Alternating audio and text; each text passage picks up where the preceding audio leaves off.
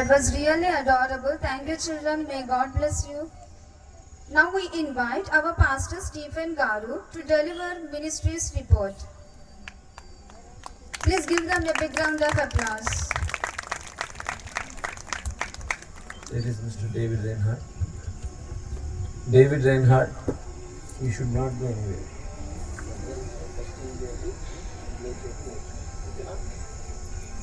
దేవుని అతి పరిశుద్ధ నామమునకు మహిమ కలుగును గాక. హల్లెలూయా. మరి దేవుడు నాకు అప్పగించిన భారం కొలది. ఈరోజు వాస్తవానికి నేను ఇంగ్లీష్లో మినిస్ట్రీ రిపోర్ట్ ఇస్తే ట్రాన్స్లేట్ చేయడానికి combination spoken English academy students రావాలి. అయితే వాళ్ళు ముస్లిమ్స్ హిందూస్ అవ్వడం వలన, ఇది క్రిస్మస్ సెలబ్రేషన్స్ అవ్వడం వలన, వాళ్ళకి కొన్ని వ్యక్తిగత ఇబ్బందులు ఉండటం వలన వారు రాలేకపోయారు. ఎనీహౌ నేను తెలుగులో చక్కగా షేర్ చేసుకుంటాను.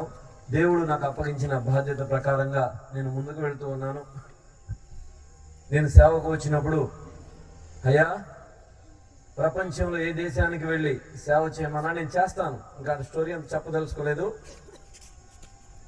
సో నాకు ఒక్క అవకాశమే అని అన్నప్పుడు ప్రభు నాకు ఒక మంచి అవకాశాన్ని ఇచ్చి బ్రతకడానికి మంచి భవిష్యత్తును దయచేశాడు. నేను ఎక్కడికి వెళ్ళాలి అని అంటే, అప్పుడు ఒక పాస్టర్ గారు వాక్యం చెప్తూ 2 నెలల్లో నేను వెళ్ళాలి, ఇక్కడ అక్కడ కాదు, మీరు రాజస్థాన్ సేవకు వెళ్ళండి అని అన్నారు. అది ఎప్పుడు 2005లో. హల్లెలూయా. 2005లో నేను రాజస్థాన్ సేవకు వెళ్ళినప్పుడు అక్కడ పరిస్థితి, ఇక్కడ నుంచి 700 మంది పాస్టర్లు రాజస్థాన్ వెళ్తే అక్కడ RSS ఉగ్రవాదులు కర్రలతో కుట్టి రైల్వే స్టేషన్ నుంచి రైల్వే స్టేషన్లోనే పంపించేశారు. కరెక్ట్గా దేవుడు నన్ను అక్కడికి వెళ్ళమన్నాడు. నేను ఎక్కడికి వెళ్తున్నానో కూడా నాకు తెలియదు. ఒక పాస్టర్ గారు దేవుని ఆత్మచేత అయితే ఆ రోజు వాక్యం చెప్పాల, ఉద్దేశపూర్వకంగా నన్ను అక్కడి నుంచి పంపించాలని ఆ రోజు వాక్యం చెప్పాడు. పర్వాలేదు, నేను ఇష్టపడే వెళ్ళిపోయాను. వెళ్ళేటప్పుడు నా దగ్గర డబ్బులు లేవు. తెల్లారుజామున ఏప్రిల్ 7వ తారీఖు మా గ్రాడ్యుయేషన్ అయింది. ఏప్రిల్ 22, 2005వ సంవత్సరం తెల్లవారుజామున ఎగ్జాక్ట్గా షార్ప్ 4 o'clockకి, ఒక నిమిషం ముందు కాదు, ఒక నిమిషం వెనక కాదు, లగేజ్ తీసుకొని నేను రాజస్థాన్ వెళ్ళిపోబోయాను. నా దగ్గర డబ్బులు లేవు. మా అమ్మ ఇస్త్రీ చేసి నన్ను నా అక్కని పోషించింది. మా అమ్మ ఒకరి దగ్గర అప్పటికి తీసుకొచ్చి 800 ఇస్తే ఆ 800 రూపాయలు నేను బ్యాగ్లో ఆ మూలన మొత్తం ఒక చోట పెడితే మక్కను వద్దయ్యా డబ్బులు పోతాయేమో అంటే, తమ్ముడు వెళ్ళిపోతున్నాడు చనిపోవడానికి. 2 సంవత్సరాలు బ్రతికాను కదా, బ్రతికించమన్నాడు కదా ప్రభు. ఇంకా నేను చనిపోవడానికి వెళ్ళిపోతున్నాను సువార్తలో హతసాక్షిగా. అప్పుడు అంది, డబ్బులు ఒకే చోట పెట్టొద్దు, అక్కడో కొంద పెట్టుకోమని అడిగితే, బ్యాగ్ అడుగున ఒక 200, బ్యాక్ పాకెట్లో ఒక 100, 200 అలా పెట్టుకున్నాను. విజయవాడ వెళ్ళి ట్రైన్ టికెట్ తీయటం కూడా రాదు. అక్కడ 70 రూపాయలు బదులుగా 200 పోగొట్టుకున్నాను టికెట్ కౌంటర్లో. వాళ్ళు నిలువున అబద్ధం ఆడేశారు నా దగ్గర డబ్బులు తీసుకొని. కనీసం రాజస్థాన్కి ఏ ట్రైన్ ఎక్కాలో కూడా నాకు తెలియదు. ఇప్పుడే ట్రైన్ వెళ్ళిపోయిందిగా అన్నారు. రిజర్వేషన్ అంటే ఏంటో కూడా నాకు తెలియదు. నా పరిచర్య ప్రారంభ దినాలు. అప్పుడు ఎక్కడికి వెళ్ళాలో తెలియకపోతే, సరేలే ఇటు నుంచి ముంబై వెళ్ళిపో, అటు నుంచి వెళ్ళొచ్చు అన్నారు. ముంబై వెళ్ళిపోయాను. ముంబై వెళ్ళిపోయిన తర్వాత అక్కడ, ఇక్కడికి ఎందుకు వచ్చావు, ఇటు కాదు నువ్వు వెళ్ళాల్సింది గుజరాత్ వెళ్ళమని అన్నారు. గుజరాత్కి వెళ్ళాను.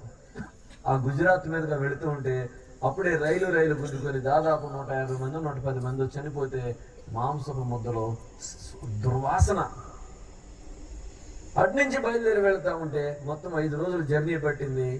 అన్నం లేదు. ముంబైలో ఒక ట్రైన్లో స్టేషన్లో దిగా, ఇక్కడ కాదు ముంబై సెంట్రల్ అన్నారు. అదేంటో కూడా నాకు తెలియదు. అక్కడ సిటీ బస్ స్టాప్ లాగా ఉన్నాయి. అక్కడ టికెట్ తీసుకోకుండా నేను గబక్కన ఎక్కేసాను. ఇక్కడే వెళ్దాం పదా అని అన్నారు. దగ్గరని టికెట్ కౌంటర్ దగ్గర టీటీ వచ్చి ప్లాట్ఫామ్ టికెట్ చూపించన్నాడు. నా దగ్గర లేదని నాకు తెలియదండి అయ్యామన్నా. డబ్బులు మొత్తం తీసేసుకున్నాడు. ఎక్కడికి వెళ్ళాలో తెలియదు.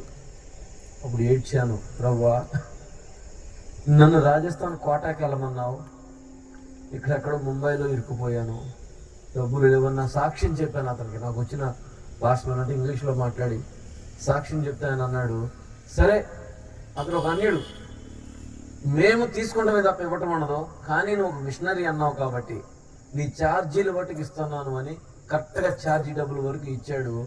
ఆ డబ్బులు తీసుకొని కోటాకి వెళ్ళిపోనన్నాడు. అక్కడి నుంచి కోటాకి టికెట్ తీసుకున్నా, ఒక్క రూపాయి కూడా నా దగ్గర మిగల్లా. మళ్ళీ అక్కడి నుంచి 2 రోజులు 3 రోజుల ప్రయాణం, ఆకలేస్తుంది. ఇప్పటికీ నా ఫైల్లో ఉంటుంది. ఒక అతను రాకేష్ శర్మ అని అతను RSS కార్యకర్త అంట, మొత్తం చెప్పాడు. ట్రైన్లో కూర్చొని ఆకలిగా ఉందని అడిగితే 10 రూపాయలు పెట్టి నాకు అతను 2 అప్పాలు కొనిపెట్టాడు, 2 పచ్చిమిరపకాయలు కొనిపెట్టాడు. అవి తిని ఆకలితో నేను నింపుకున్నాను.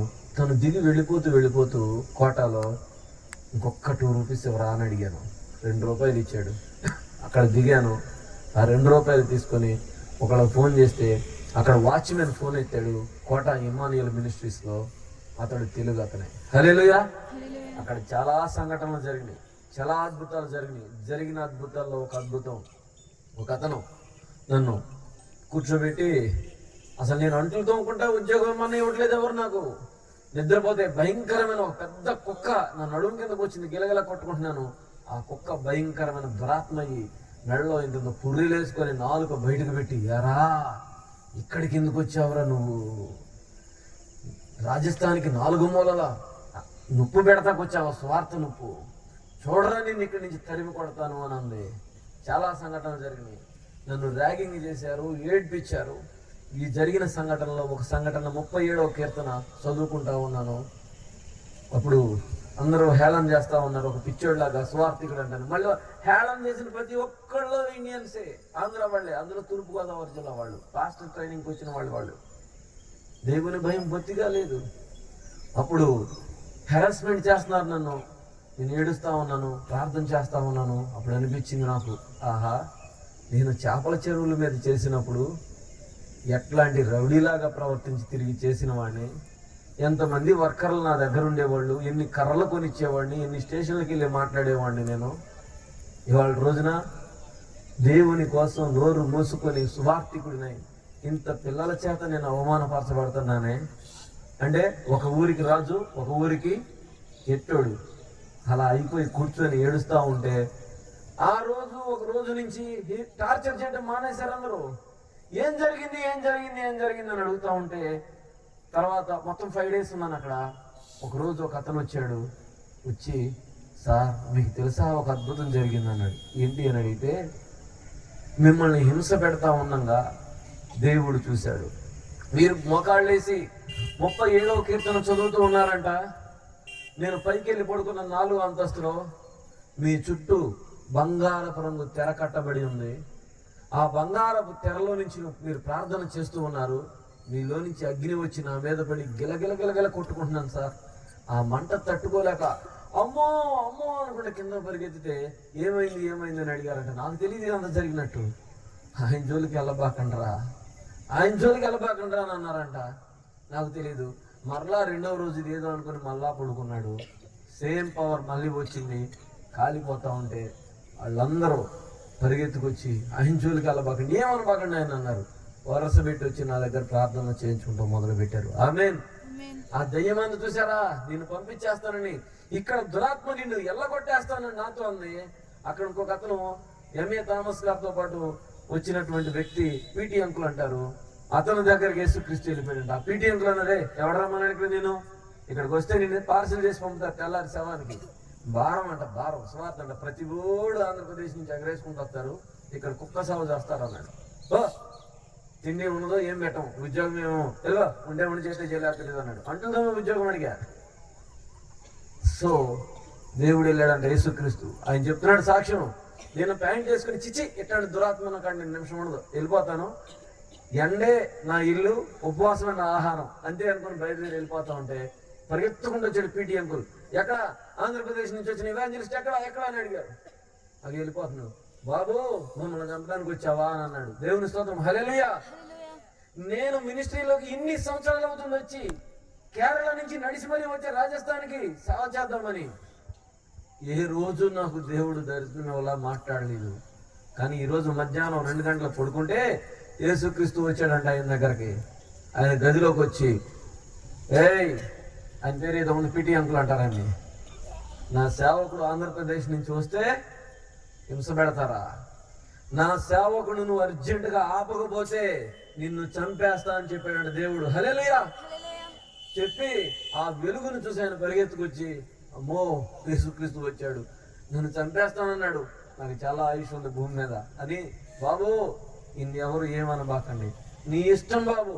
ఇంతమంది ఇవాంజలిస్టులు వచ్చారు, ఎంతో మంది తొన్నులు తిన్నారు, చచ్చిపోయారు, అయిపోయారు. నువ్వు కూడా చస్తావన్న ఉద్దేశంతోనే నిన్ను ఇక్కడ వద్దన్నాను కానయ్యా, నాయన నీ వల్ల మేము చచ్చిపోమయ్యా అన్నాడు. వదిలిపెట్టి వెళ్ళిపోయాడు. అప్పుడు దేవుడు చాలా సంఘటన జరిగింది. ఇక్కడికి వచ్చిన తర్వాత 2 రోజులు ఉన్నాను. ఇంకా వెళ్ళాను, ఆగ్రా దగ్గరికి వెళ్ళాను, అక్కడ భిక్షం ఎత్తుకున్నాను, నాన్న అవసరపడ్డాను. It was a big mystery, a big story. అప్పుడు దేవుడు దర్శనంలో వచ్చి అమీయ థామస్ గారు లాగా కౌగిలించుకుని, నేను ఇండియాకి వచ్చాను, మళ్ళీ ఆంధ్రాకి ఇంటికి తిరిగి మళ్ళీ వెళ్ళిపోతున్నాను. చిచ్చి ఇక్కడ ఉంటాం కంటే మా అమ్మ కూడా ఇష్టపడలే, మళ్ళీ ఎందుకు వచ్చావురా ఇక్కడ కానీ కౌగిలించుకొని